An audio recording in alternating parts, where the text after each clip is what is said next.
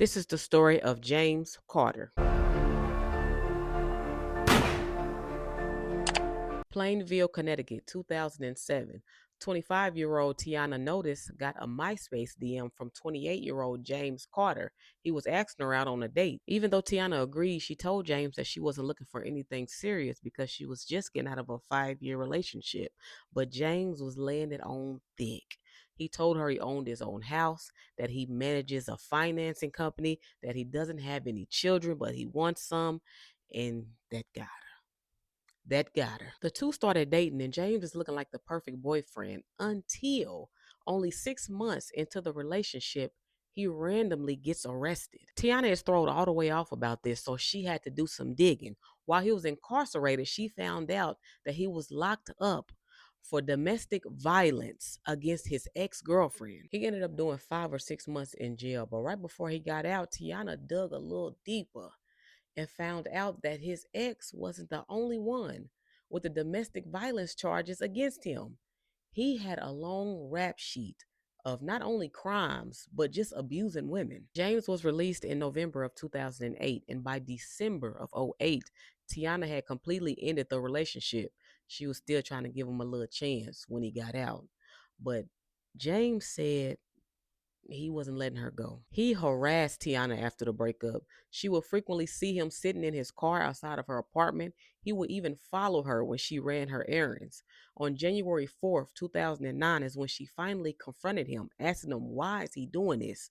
He grew irritated and went to the police station to file a restraining order against her. Even though he didn't have a scratch on him, he was granted his restraining order. But what do as soon as he get it? He starts sending Tiana and her family and friends threatening text messages. So on January 8th, just 4 days later, Tiana went to go get a restraining order against James.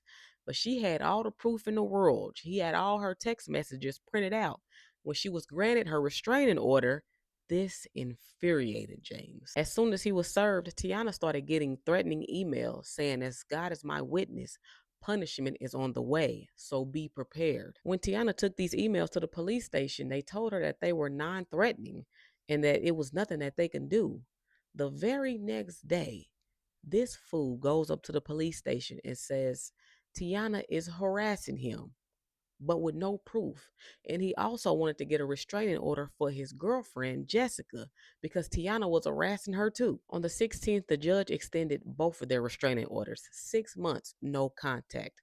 But on the 31st, James decides to go up to the police station with a picture of Tiana saying that she left that at his house with her number on it, telling him to call her. And the police like, why would she do that? The back and forth literally never ends. The only difference is he's playing. This woman is really getting harassed. On the morning of February 7th, 2009, Tiana is leaving out for work and all four of her tires are slashed. She called the police, of course, only to be told it's no proof that James did this. Tiana's father, like, man, forget this. That same night, he decided to set up a camera himself in her apartments. That very next day, James came to drop off a letter saying, Tiana, please forgive me. I never cheated on you. Tiana and her father are thinking they finally got him, but the tape didn't capture any of it. But Tiana still took the letter down to the police station and they finally agreed to get a writing sample from him. But they didn't just go arrest him first, they gave him a heads up that they was looking for him for that writing sample. Now James is pissed. He like, I don't apologize to you and you still called the police?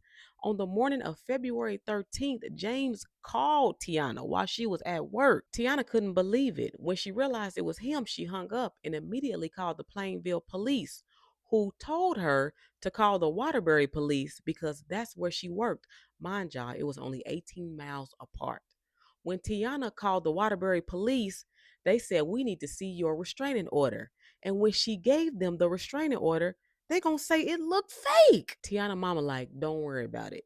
They're gonna get him for the handwriting. But until they do, come and stay with me until we know he's in custody. But Tiana made the mistake of going home.